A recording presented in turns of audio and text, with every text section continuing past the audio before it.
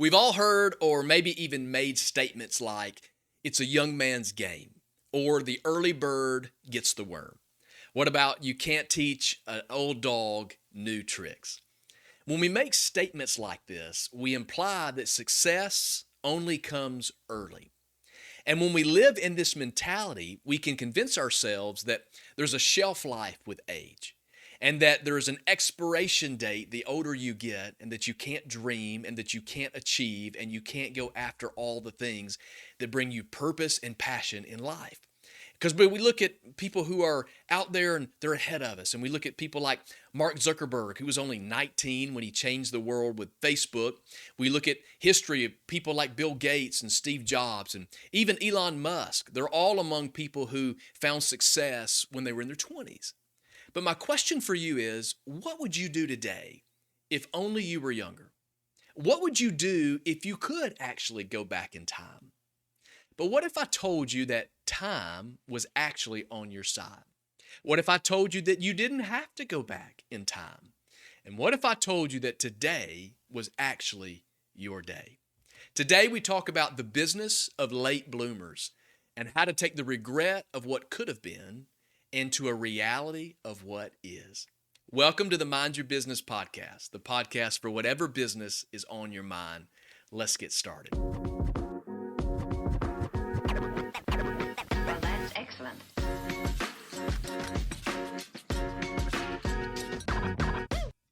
Thank you for joining me for another episode of the Mind Your Business podcast. Hey, if this brings value to your life, will you do me a favor? Would you like, subscribe, and share this with others? I want to add as much value to as many people as possible. So, is it possible to find success early in life, in your 20s, when you're young? Absolutely. It happens all the time. But that doesn't mean that it's the only time. As a matter of fact, according to some research, the average age of business founders is actually around 40 years old. Not 20, not 30, but on average 40 years old.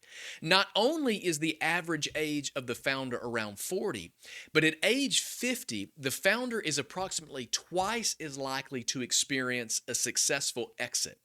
Meaning that the startup either gets acquired or it goes public, and that's compared with a founder, say, at the age of 30. In our marketplace today, if you do research, the age of people 55 to 64 actually accounted for 22.8% of entrepreneurs in 2021. That means a lot of people are finding success later in life. But what does this mean for you?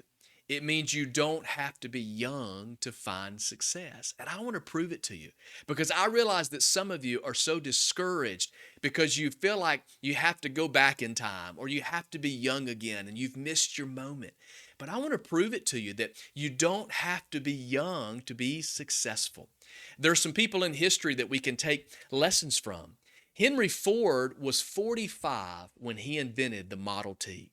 And thank God that Henry Ford invented the Model T. We're not going by horse and buggy today. Vera Wang, she didn't design her first dress until she was 40. Eric Yuan founded Zoom at age 41. What would the pandemic had been like had we not had Zoom? Many people are living through Zoom, through conferences and meetings all across the world. And this guy developed it at age 41. Sam Walton was 44 when he created the first Walmart. And what an impact Walmart has made on the marketplace. Ray Kroc spent his career as a milkshake device salesman before buying McDonald's at age 52. Colonel Sanders, 62 when he franchised Kentucky Fried Chicken. Now, the reality is I could probably go on and on and on. And I know what you're saying. Well, I'm not Henry Ford and I'm not Sam Walton. And it's easy to discount ourselves or discredit where we are, especially when we talk about the successes of other people.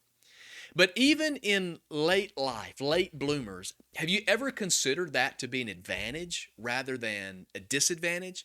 I mean, after all, it's been said that things get better with time, right? So here's what I want to do. I want to encourage you with 3 pros that actually come with time. These are three pros to being a late bloomer. These are advantages for you. And the first one that I want to tell you is that you have more experience. Because you're a late bloomer, because you have more time under your belt, you actually have more experience, and that's an advantage. You have years of both professional and personal experience to draw from. And I'm just a firm believer that some lessons can only be learned with time. And you've had that opportunity. You've had that opportunity to learn, and you've had that opportunity to grow over time, to be planted, to experience, and to grow. And it's true that you don't know what you don't know, but the best way to know and the best way to learn something, I'm convinced that it's through experience. And the more time you have, the more experience that you're able to get. Another advantage to late bloomers is that you have more connections. You have more connections. You have more relationships. You've had more of an opportunity to meet more people, to be in the lives of other people, to network and to build relationships that are an advantage to you. I've quoted it before on this podcast that it's not what you know, but it's who you know. I believe that so much. I believe that that has proven itself time and time again in my life and probably in yours too. One of my favorite TV shows of all time is Home Improvement. Do we have any fans of Home Improvement? I know I can't be the only one because during its 8-year run, it always finished in the top 10 ratings on television. One of the best characters was Al, Tim's sidekick, and he was played by Richard Karn. Now, Richard Karn, before getting this job as Al, was actually a struggling actor for 11 years. Now, he had been trying to get a job. He'd been trying to get regular work. He had been working in plays and commercials and all these different things. But as fate would have it, Karn actually ended up in traffic school sitting next to an agent who told him about Home Improvement. Now, it so happened that Karn knew one of the producers from a play that he had done earlier, and he called and just asked for an audition. And as a courtesy, they let him come in and audition, even though the role of Al had already been filmed. Well, Karn, as Al, filmed the first pilot episode, and the rest is history. I can't imagine the show without Richard Karn playing Al. Now, Karn had already been acting for 11 years with no break. He still had the same talent of all the projects that he tried. He had all the potential, and all the possibility was there. But when he finally got his break, it wasn't the talent. It wasn't what he had already been doing. It was his connections that finally brought him the success. That one day, that one moment of fate that put him in traffic school next to an agent that connected him to the producers, and it changed his life forever. Your connections are vitally important. And at this stage of your life, you have established a lot of connections that may prove itself to be beneficial to you as you launch out into whatever dream that you have in your life. The third thing I would tell you that is an advantage for you, late bloomers, is that you have more stability. You have more stability in your life. There's a good chance that your life has a lot more stability now, especially than when you were in your 20s. We like to point to these innovators, and we like to point to these entrepreneurs, successful people, those who found success early in their 20s. But the chances are you have a lot more stability now versus than when you were 20 years old. As you've grown personally and professionally, you may find that you're a lot more secure and confident in who you are as a person. You don't need everyone's approval. You're not looking to prove yourself, so you have more confidence in who you are because you've had an opportunity to grow. You've discovered more of yourself in terms of your strengths or your weaknesses, your passions or your giftings. Even your relationships. Your relationships are probably healthier as you've learned to communicate with people better. You've learned to lead people better. You can encourage people and equip people, and you actually elevate those who are around you. And this is probably true for your finances too. Chances are at this stage of life as a late bloomer, you're not juggling school loans or eating ramen in the closet of a friend's dorm like you did maybe when you were in your 20s. Maybe you have more savings. Maybe you even have retirement or some seed money that you've been able to put away. that's going to help you launch this business or launch that organization or launch out into whatever dream that you have. So the question is, if you have these advantages, and these are actually tools that are going to be beneficial to you, well, how do you put these to work? How do you take these advantages of being a late bloomer and at this stage of life, find a way to launch out and to be successful? Well, I want to give you just a three-step framework that'll help get you started. Very simple, but three things that you can begin doing today that you can put into practice that I think will help you launch and be successful. And the first thing I would tell you to do is to dream. I would encourage you to dream. Listen, we've already proven, I hope that you're convinced, that entrepreneurs have no expiration date due to age, and neither do dreams. Some of you have just stopped dreaming because you're convinced that you're too old for that. And so as you have just stopped dreaming, the possibilities of what could be, the potential of what might be ahead for your life, you haven't even considered it because you have convinced yourself that you're just too old. I want to encourage you to listen to episode 5 of this podcast, The Business of Beginning. If you haven't listened to it, give it a listen for the first time. If you've already listened, listen to it again because I think it will inspire you.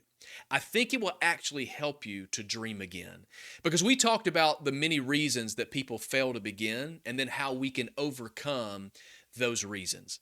You even may have people in your life that are saying, do you really want to start a business this late in life? And you're excited about it, and then suddenly they just took the air right out of you and they crushed your dream by going, this late in life as a late bloomer, are you sure you want to do that? Are you sure you want to take a chance now?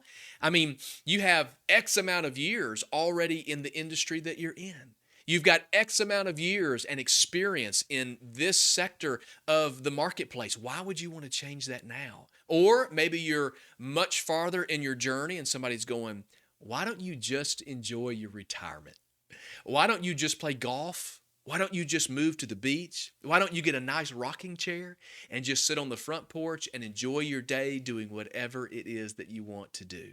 But let me be an encouragement to you today. I say if you have a dream that keeps you up and a passion that is still pulling you, pursue it. Allow yourself to dream. There is no expiration date because of age, and there is no expiration date on your dreams. The next thing that I would encourage you to do in this framework, just to help you get started, is to decide. If you're dreaming, then you need to make a decision. And I want to offer 4 important decisions that I think are important because daily decisions are what determine your destination.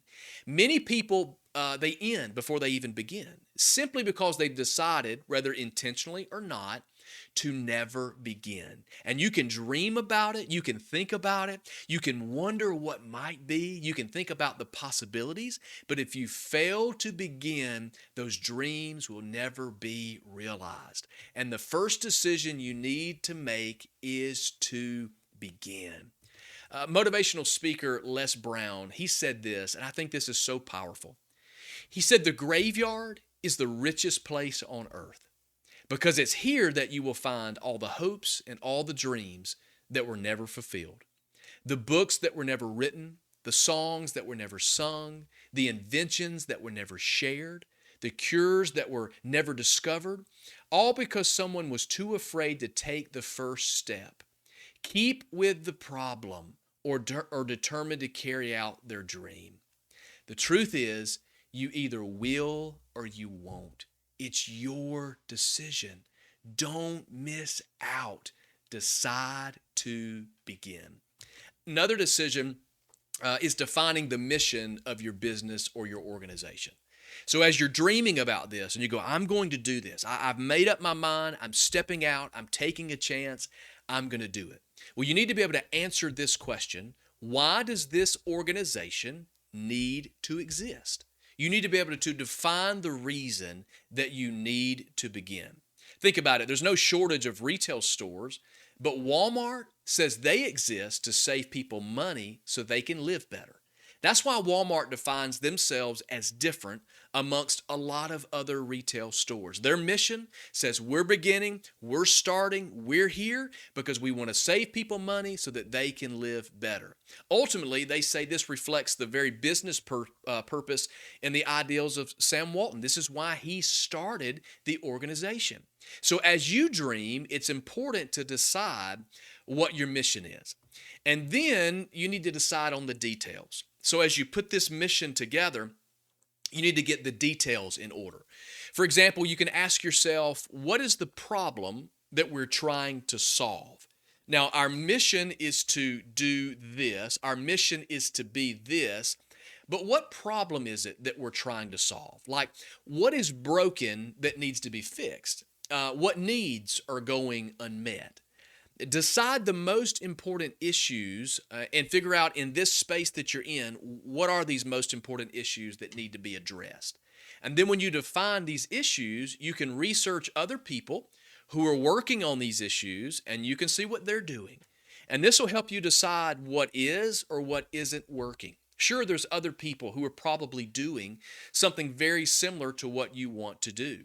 But when you have begun getting into the details and you see what other people are attempting or trying, you'll know what's missing and what void that you can fill. And then when you get these details, you need to be able to define your strategy. So after you define what is broken, how are you going to fix it? After defining what needs are going unmet, how are you going to meet those needs? See, this gives you clarity on how your organization will address top priority issues. And this is also a good time to decide what metrics you're going to use as you progress. That's one of the other factors in measuring and growing and learning and getting better and all the details and all of this strategy is you need to be able to measure your progress. We've talked about this in previous podcasts because if you don't have a metric of where you start, you don't know the progress you've made along the way. You need to be able to celebrate that. You need to be able to learn from it. It needs to be able to push you forward and make you better as you progress in the mission of your organization. Another thing that will help you and that will be important on your journey is you're going to need determination. You are going to need determination. You've got to be a determined person. I've heard it said to go the extra mile because it's never crowded. And determination is what takes you or what makes you go that extra mile. Determination will take you places that other people are unwilling to go. Determination is what makes you do what others won't. You'll never get where you want to be without determination. A determined person, they learn from their mistakes. A determined person doesn't give up when you have a problem. And I know that this late in life and as a late bloomer and as you're beginning, those mistakes almost feel like setbacks that'll put you so far back that you'll never catch up.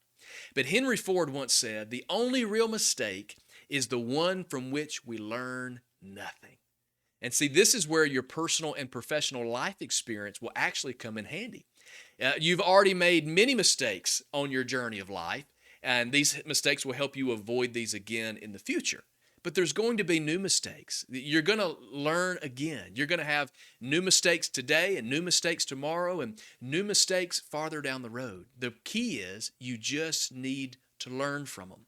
A determined person is also mission-minded. Remember defining why that you want to do what you do? Well, when it gets difficult, don't forget why you started. When you remember your mission, that'll take you back to the very beginning of it all. Why you even had the passion to step into it, to take the chance, and to launch out. I think about it this way. I tell young couples all the time who are getting married about their wedding rings. I say these wedding bands, they're not just jewelry or a sign to other people to don't mess with them because they're taken, they belong to me, or step back, I'm taken. But they're a daily reminder of why they decided to be married to begin with. So on those most difficult days when they wake up and they look over at their spouse and they go, how did I get here? When, the prince actually becomes Shrek and you're thinking, why did I do this?